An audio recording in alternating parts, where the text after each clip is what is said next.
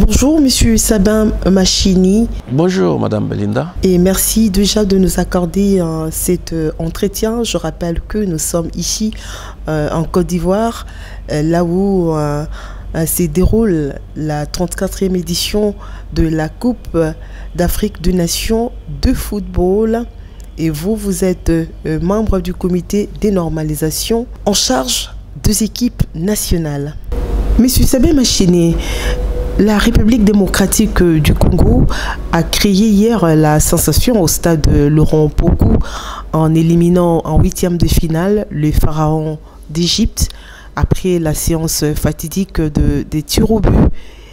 Et comment vous personnellement vous avez accueilli cette qualification de la RDC? Bon, je crois qu'une qualification, c'est quelque chose de sensationnel, c'est quelque chose d'émotionnel. Et je ne pouvais pas dire quoi que notre souhait, ou mon souhait personnel était que nous puissions décrocher cette qualification, mais ce n'était pas évident. Et surtout quand nous sommes allés à la fatidique séance de tir au but, ça ce n'est qu'une loterie.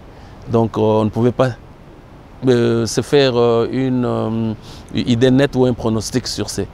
Mais quand on a joué notre dernier coup de poing de réparation, je crois que ça a été de l'apothéose. Mais je dois avouer que mes sentiments ont dominé mon être. C'est-à-dire que je n'avais pas cru à cela. Je n'avais pas cru et aussi... Tu n'as pas confiance aux joueurs, c'est ça? Non, ce n'est pas ça. Ce n'est pas ça. Comme je venais de le dire là, le preuve de tir au but là, ça c'est... C'était qui ont décidé? Oui, c'est une loterie. Ouais. Parce que même le meilleur gardien qui capte ces tirs au but là, que nous appelons parfois penalty, mais qui ne sont pas de penalty au fait. Donc même les gardiens qui captent ça, les spécialistes, ils vous disent que ça ne dépend pas d'eux. Ça ne dépend pas du gardien mais du tireur. Donc c'est pour dire qu'on ne pouvait pas... Parce que vous avez même suivi le jeu égyptien. Ils voulaient nous amener là. Et quand nous sommes arrivés à ce niveau-là, et eux déjà jubilaient. Et les commentaires qui fusaient, et puis on sentait très bien que non, voilà, et nous partions un peu défavorisés pour ça. Vous dites que les Égyptiens voulaient nous amener là. On a vu leur jeu. Finalement, surtout quand nous sommes rentrés dans la deuxième partie de la prolongation, ils ne voulaient plus jouer au foot.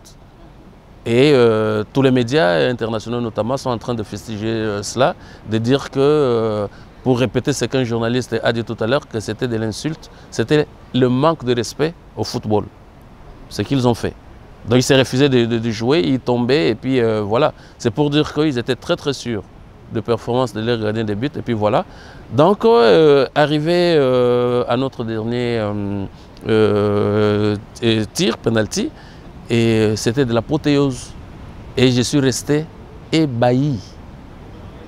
On dirait à un moment donné, je n'avais pas cru. Même quand les gens fusaient, venaient aux embrassades et consorts, tout ça, je ne croyais pas bien, à mes yeux. Mais c'est quand j'ai eu les joueurs à la cité Cannes, les embrassades et tout, et même notre sélectionneur a gémi entre mes bras. Donc c'est pour dire que tout le monde était émotionné.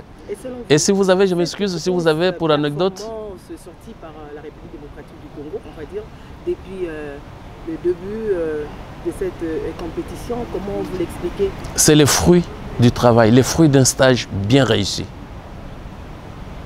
Madame Belinda, nous étions en stage à Abu Dhabi. Nous avons vu comment les entraînements sont menés, tous les compartiments. Donc nous nous disions, nous n'avions aucune raison de ne pas espérer. Donc c'est ça la réponse simple que je peux donner. Et vous devez retenir aussi que depuis que notre équipe nationale est équipe nationale, en ma souvenance, c'est très rare que nous puissions réunir les joueurs à temps et que les joueurs passent beaucoup de temps ensemble. C'est très rare. Parce qu'aujourd'hui, il a affirmé que la République démocratique du Congo a la meilleure équipe qu'on voulait avoir. Du côté, oui. Au niveau de génération, je peux dire oui. Nous avons l'équipe des rêves. Parce que dans une équipe, nous avons et le talent, et la compétence de coach, et les collectifs. Et ça manque encore la maturité dans cette équipe? Non, quand on parle de la maturité, c'est la maturité au niveau des visites de but, des cages. Ça, nous pourrons l'avouer. Mais les séances d'entraînement que nous faisons, l'entraîneur se focalise entre la relation qu'il devrait avoir entre le milieu de terrain et l'attaque. On est en train de beaucoup travailler là-dessus. La RDC se retrouve en quart de finale après avoir concédé 4 matchs nuls de suite. Bon, ce n'est pas à encourager comme tel, mais voilà, c'est arrivé, c'est le football. C'est pour dire qu'en football, tous les résultats comptent. Le travail est toujours en train d'être fait. Tel que là, nous avons joué un match rude hier, il faut l'avouer. Et aujourd'hui, les enfants ne vont pas croiser les jambes. Donc, ils sont encore au niveau des entraînements. Il y a de l'espoir. Est-ce qu'on peut espérer justement que cette équipe soit, on va dire, aille dans la progression et que justement les objectifs, la CAN 2025 et la Coupe du Monde 2026 puissent être atteints au niveau de la qualité du jeu produit par l'équipe? Je vais vous dire une chose vérifiable. Le coach, avant la compétition, nous a dit, avec les joueurs et tout, il a bien dit, nous n'allons pas imprimer un système de jeu unique. Nous n'allons pas nous dire par exemple que non, c'est telle combinaison qui pourra être payante ou non. Vous avez vu le jeu que nous avons imprimé sur la Zambie. Parce qu'au fait, pour la Zambie, nous nous sommes dit, nous partons pour la gagne. Malheureusement, nous avons été trahis par le raté. Le Maroc, vous avez très bien vu que nous avons joué en fonction du Maroc. La première période, nous avons joué comme tout le monde, mais c'est en deuxième période, même vos confrères de médias internationaux le disent, nous avons dominé le Maroc. Et contre la Tanzanie, c'est là où les gens ont pensé que non, nous avons légèrement baissé des niveaux. Non. Les Tanzaniens ne sont pas venus jouer au football. Vous l'avez bien vu, ils étaient tous regroupés dans leur camp. Et ça perturbe toujours. Celui qui vient avec un jeu X est perturbé par rapport à cette tactique-là. Il fallait s'y accommoder. Il fallait faire avec. L'entraîneur a dit aux joueurs, quand nous avons parlé avec lui pendant la mi-temps, il a bien dit aux joueurs, je répète, nous sommes là pour la qualif. Nous avons deux alternatives. C'est de gagner, premier choix. Et si nous pensons que nous ne pouvons pas, par rapport à ce que nous observons sur le terrain, nous fermons les portes. C'est ce que nous avons fait. Voilà. Et le match d'hier, je vous dis, l'Égypte, ce n'est pas n'importe quelle équipe. Et vous avez même vu par moments, quand ils enclenchent des séquences, nous avions difficile à confisquer ou à récupérer ces ballons-là. À moins qu'eux fassent des ratés ou que nous puissions commettre une faute. Il fallait s'y adapter. Et quand les gens disent par exemple que non, ils étaient en infériorité numérique, ça ne veut rien dire, vous savez. C'est plutôt le contraire, ça vous déstabilise. Ça vous déstabilise. Et vous verrez que le match de quart de finale contre la Guinée, nous allons présenter une figure qui va s'adapter à l'objectif de ce match-là.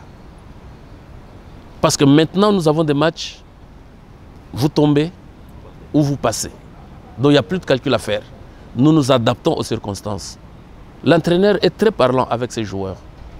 Et c'est ainsi que vous voyez quand même certains cadres qui sont chaque fois maintenus, retenus sur le terrain, tout ça pour essayer un peu d'encadrer la jeunesse et tout. Mais nous avons vraiment une crème footballistique qui ne dit pas son nom.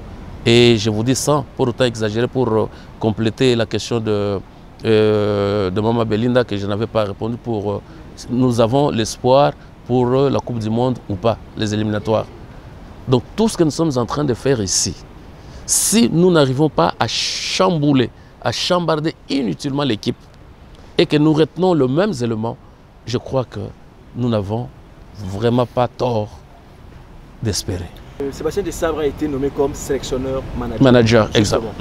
Ce concept-là, par rapport au travail abattu, est-ce que la FECOFA est satisfaite? Et quand nous nous évaluons, après une compétition, après un stage et qu'on sort tout ça, nous nous disons des choses, c'est l'entraîneur qui fait les rapports. Et nous critiquons cela en nous regardant dans les yeux. Donc c'est à ce moment-là que nous allons tirer de conséquences, ou si nous allons tirer des leçons, des bonnes leçons peut-être, pour dire que non, voilà, il faille pour un sélectionneur d'une équipe nationale à la hauteur de la République démocratique du Congo qu'il soit également manager. La République démocratique du Congo en quart de finale et elle croisera la Guinée-Conakry. Cette équipe très joueuse et bien organisée tactiquement avec des attaquants qui se projettent vite vers l'avant. Et c'est cette équipe qui avait réussi à sortir la Guinée équatoriale de cette compétition. Pourtant, la Guinée équatoriale avait infligé 4-0 à la Côte d'Ivoire. Et là, donc, ça s'annonce encore très dur pour la République démocratique du Congo qui éprouve encore de nombreuses difficultés, notamment au niveau de sa ligne d'attaque. Bon, avoir peur à ce niveau, je crois, maman, c'est mal dire. Et nous devons nous adapter à tout. C'est vrai que y avait peur parce que dans cette équipe-là éliminée, c'est là où nous avons le meilleur buteur de la compète. Et vous avez vu, il a loupé un pénalty, ça arrive à tout le monde. Mais dans les jeux comme tel, je crois que nous ne pouvons pas classer aujourd'hui. Hein, je ne me vante pas ou je ne veux pas utiliser des termes excessifs, mais ce n'est pas parmi les équipes foudrées de guerre.